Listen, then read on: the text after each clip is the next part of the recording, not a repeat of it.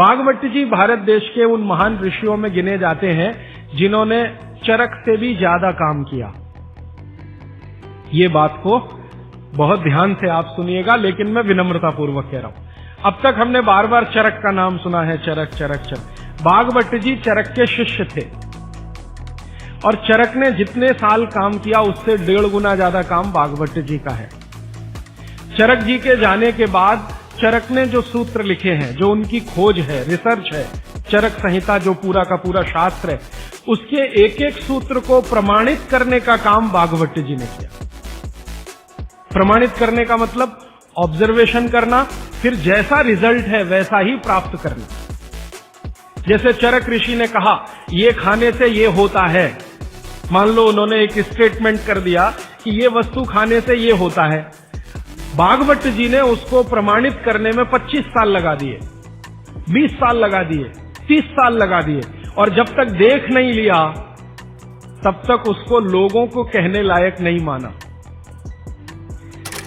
हमारे आयुर्वेद चिकित्सा शास्त्र के जो विशेषज्ञ हैं वो ये मानते हैं कि चरक जो थे महापंडित थे, बहुत ऊंचे स्थान के व्यक्ति थे, लेकिन भागवत जी थे वो साधारण आदमियों के चिकित्सक थे।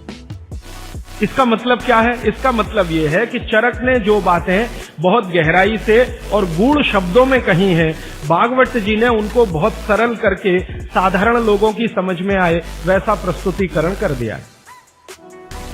भागवत जी की ये 2 पुस्तकें अष्टांग हृदयम और अष्टांग संग्रहम पढ़ने के बाद मुझे लगा कि मैंने चरक को पढ़ लिया, सुश्रुत को पढ़ लिया, निघंटु को पढ़ लिया, सबको पढ़ लिया, क्योंकि उन्होंने सबका निचोड़ डाल दिया उसमें।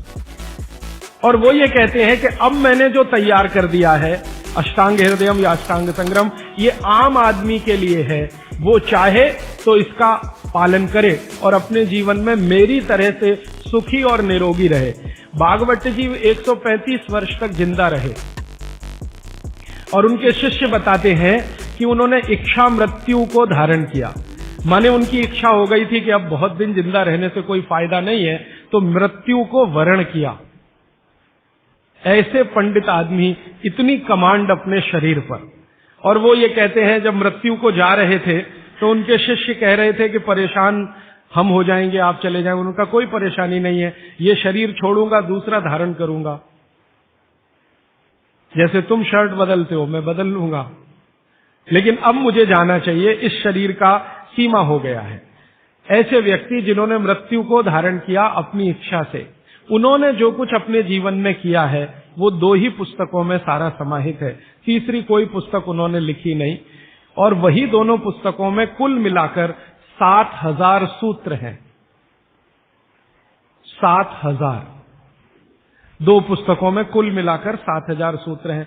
सभी सूत्र संस्कृत में हैं, ये तो आप जानते हैं।